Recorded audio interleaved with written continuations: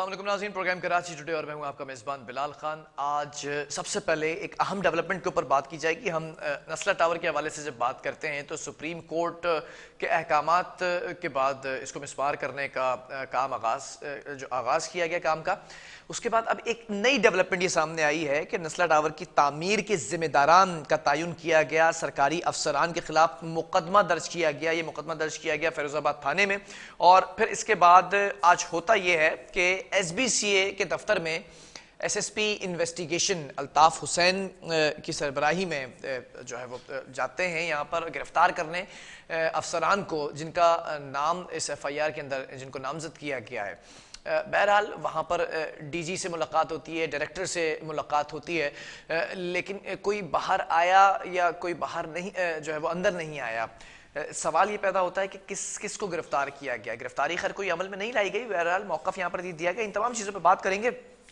जो इन्वेस्टिगेशन ने इस वक्त इब्तदाई तौर पर बातें सामने रखी हैं कि तमाम डिपार्टमेंट्स के नाम ले लिए हैं जो अभी नहीं बता सकते हैं। सगराज में रखा गया इन तमाम मामलात को।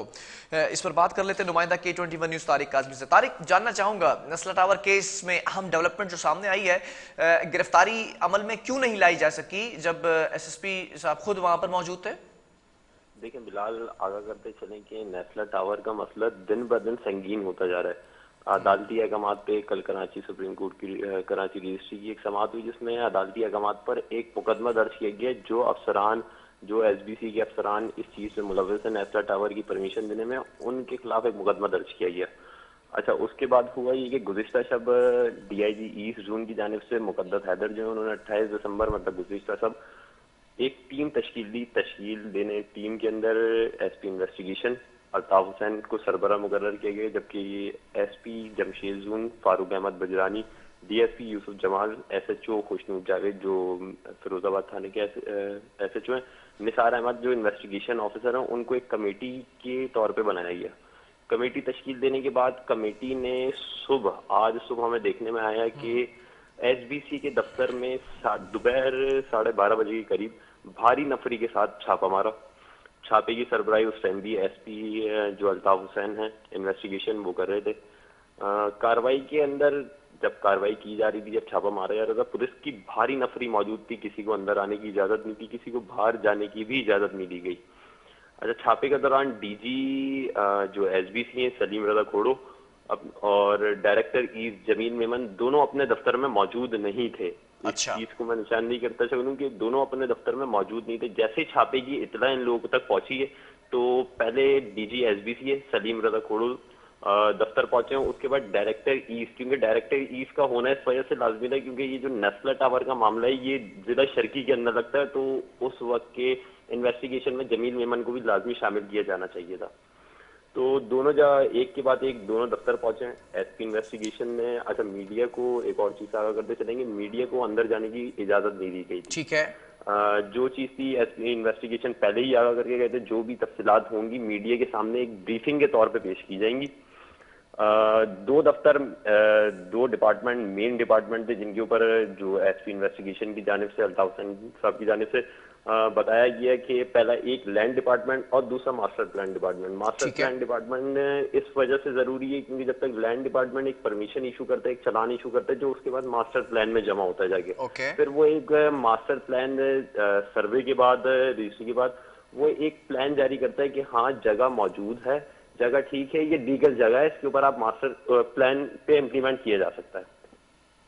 अच्छा, इसके बाद जो SP इन्वेस्टिगेशन ने कार्रवाई की, जब क्योंकि पहले मिलना। अच्छा तारिक, ये भी जानना चाहूंगा, आपने बताया कि लैंड डिपार्टमेंट पहले NOC देता है, फिर उसके बाद मास्टर प्लान की तरफ आगे बढ़ते हैं डिपार्टमेंट। तो इन दोनों डिपार्टमेंट्स में जो लोग जिम्मेदारान हैं, जब ये वहां पर गए SBCA की बिल्डिंग में और दफ्तर में जाकर मुलाकातें भी हुई हैं DG से, फिर डायरेक्टर से भी, तो इन दोनों डिपार्टमेंट्स का विजिट किया, वहां पर वो जिम्मेदारान मौजूद थे जिनको नामजद किया गया? देखिए, जिम्मेदारान तो कोई भी मौजूद नहीं था उस वक्त तक, कोई भी गिरफ्तारी जाहिर नहीं की जा रही थी। गिरफ्तारी अभी एक और मैं आपको ब्रेकिंग देता चलूं, अभी कुछ देर पहले anti corruption east zone Farooq Bhugti साहब ने एक कार्रवाई की है DG SBCA के ऑफिस में और एक शख्स को गिरफ्तार वहां से किया गया। जराये का कहना है कि ये वही शख्स है जो इसको नामजद किया गया है, लेकिन अभी तक उसकी गिरफ्तारी जाहिर नहीं की जा रही है। ठीक है।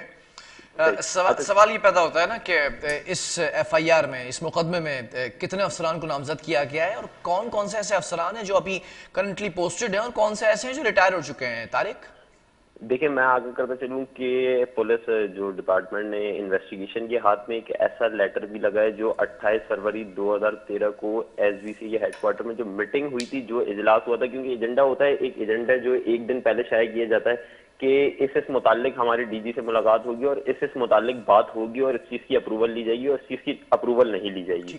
ठीक है। 28 फरवरी 2013 को एसबीसी के हेडक्वार्टर में नेस्ला टावर की इजाजत से मुतालिक एक इजलास हुआ जिसकी सदारत उस टाइम के डीजी केडीए मंजूर कादर काका कर रहे थे। ठीक है। एक और चीज इस मौके पर, मतलब जो उस टाइम पे जो लोग शरीक थे वहां पे डायरेक्टर आशकार साहब थे, अली मैदी थे, सफदर मक्सी थे जो डायरेक्टर थे, फिर उसके बाद डायरेक्टर डिजाइन जो डिजाइन पास करता है, डिजाइन देखता है, वहां जाता है, पैमाइश लेता है, सर्वे करता है, पूरी एक रिमार्क्स के साथ एक रिपोर्ट बना के देता है, वो फरहान केसर भी उस इजलास में मौजूद थे। ठीक है।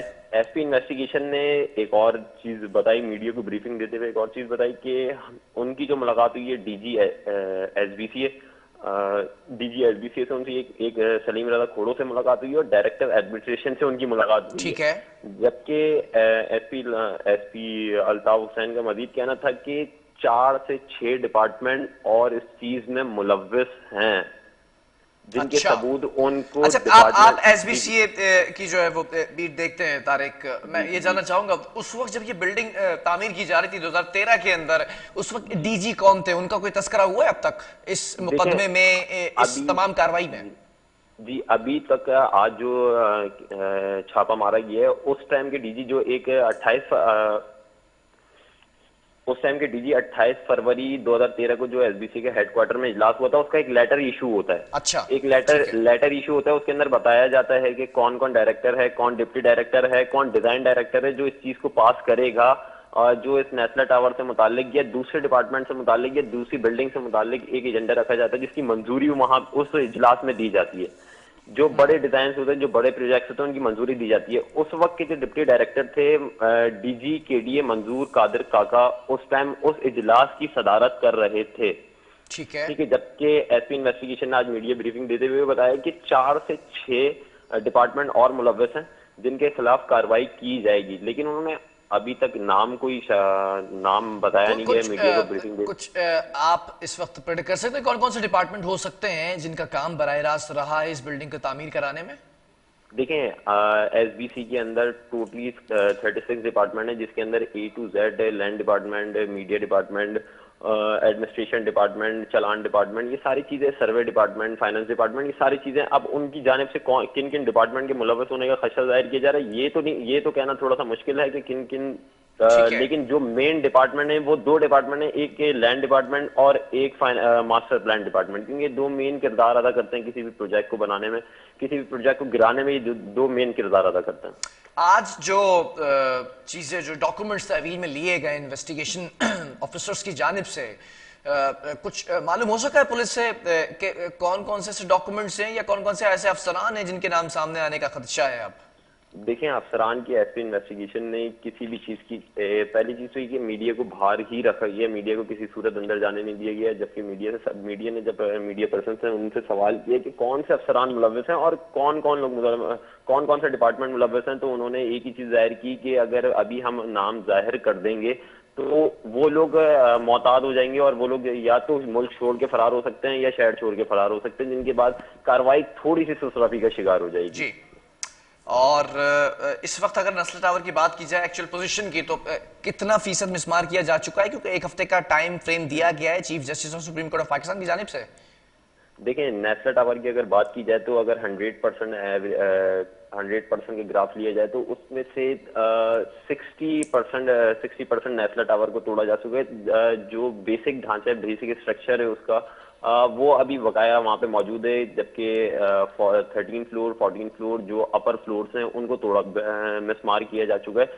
हमने देखा कि जैसे ही कराची रजिस्ट्री की समात करीब आती है तो वैसे ही कार्रवाइयां तेज हो जाती हैं। उससे पहले भी अगर हम इससे पहले वाली रजिस्ट्री की बात करें तो 24 घंटे वहां पे काम जारी था। एक बार कमिश्नर कराची की जानिब से 200 से बढ़ा के 400 मजदूर कर दिए गए, 12 घंटे के काम को 24 घंटे कर दिया गया। जैसे चीफ जस्टिस वापसी रवाना हुए इस्लामाबाद तो काम सुस्त रवि का शिकार हो गया। डीसी ईस्ट ने 100 बिल्डिंग के अतराफ में 144 नाफिज कर दी थी, जहां पे लोगों का आना, 4 लोगों से ज्यादा खड़े होना का पाबंदी लगा दी गई थी। लेकिन हमने देखा कि काम पिछले 2 हफ्ते में काफी सुस्त रवि का शिकार रहा है। अच्छा, ये भी जानना चाहूंगा, जब ये बिल्डिंग को मिसमार कर दिया जाएगा तो फिर ये किस डिपार्टमेंट की कस्टडी में ले ली जाएगी? और जो मुतासरीन हैं, कल भी कमरा अदालत के अंदर कराची रजिस्ट्री बार में मुआवजे को मशरूत कर दिया गया था मिसमार होने के साथ साथ, तो किस तरह से कंपनसेट किया जाएगा? देखिए, कंपनसेट करने का तो गवर्नमेंट की तरफ से तो कोई ऐलान नहीं किया कि गवर्नमेंट कंपनसेट करेगी, क्योंकि मुतासरीन का यही मुतालबा है कि जो बिल्डर है उसकी जानिब से हमें मार्केट रेट के तौर पे जो मार्केट रेट उस टाइम पे उन फ्लैट्स की चल रही है, जो पोर्शंस की चल रही है, वो उस लिहाज से दिया जाए। लेकिन अभी तक हमने देखा कि काफी मुतासरीन ने एहतजाज भी किया, मुजाहरे भी किए, लेकिन उसके कोई इम्प्लीमेंट हमें नजर नहीं आया, ना गवर्नमेंट सामने आई। हाँ, मुख्तलिफ जमातें जो अपोजिशन में जमातें हों, जैसे पीटीआई हो गई, एमकेएम हो गई, उन लोगों ने इज़हार यकजहती तो किया, लेकिन उनकी तरफ से कोई हिकमत अमली सामने नहीं है जिससे मुतासरीन का अजाला हो सके। एसपी इन्वेस्टिगेशन अल्ताफ हुसैन की अगर बात की जाए, जब डीजी एसबीसी से आज मुलाकात होती है तो उसमें क्या कॉपरेट किया गया डीजी की जानिब से? ये यकीन दहानी कराई गई कि जो जो लोग इसमें मुलव्विस हैं उनको कैफरे किरदार तक पहुंचाने में अपना भी किरदार अदा करेंगे डीजी? देखिए, अल्ताफ हुसैन जो हैं, उन्होंने एसपी इन्वेस्टिगेशन जो है उन्होंने मीडिया को ब्रीफिंग देते हुए बताया, जब सवाल किया गया उनसे कि एसबीसी का अमला आपके साथ कोऑपरेटिव है या कोऑपरेट कर रहा है, तो उन्होंने जवाब दिया कि एसबीसी का अमला हमारे साथ अब तक कोऑपरेट कर रहा है। जो डॉक्यूमेंट्स हमने उनसे मांगे वो तमाम प्रोवाइड किए जा रहे हैं, जबकि अभी और गिरफ्तारियों का खदशा जाहिर किया जा रहा है और अभी और भी मजीद छापे मारे जाएंगे मुख्तलिफ जगहों पे। इस मुकदमे में वजाहत की गई है एफआईआर के अंदर कि कितने अफसरान मुलव्विस होने के इम्कानात हैं? देखें, अदालती अहकाम पहली चीज ये कि अदालती अहकाम के ऊपर ये एफआईआर काटी गई है, मुकदमा दर्ज किया गया है फिरोजाबाद थाने में। लेकिन अभी कुछ कहना कि एफआईआर की कॉपी क्योंकि बाहर मीडिया तक रसाई हासिल नहीं हो सकी उसको, उसके बाद ही पता चल सकेगा कि कितने लोग मुलव्विस हैं, कितने अफसरान मुलव्विस हैं। ठीक है, बहुत शुक्रिया। तारिक काज़मी हमारे साथ मौजूद थे और एसबीसीए पर जो कार्रवाई की गई आज उस पर गुफ्तगू हो रही थी। देखना यह है कि डीजी एसबीसीए की अगर बात कर ली जाए या फिर डायरेक्टर जो एडमिनिस्ट्रेशन है उनसे आज मुलाकात हुई है SP investigation east Altaf Hussain की।